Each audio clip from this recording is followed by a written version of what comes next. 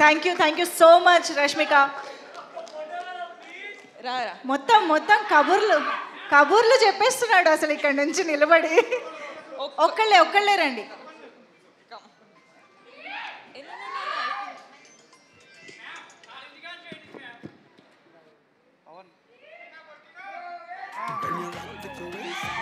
Okay, so yes guys, so that was Rashmika Mandana garu for you all. So thank you so much once again.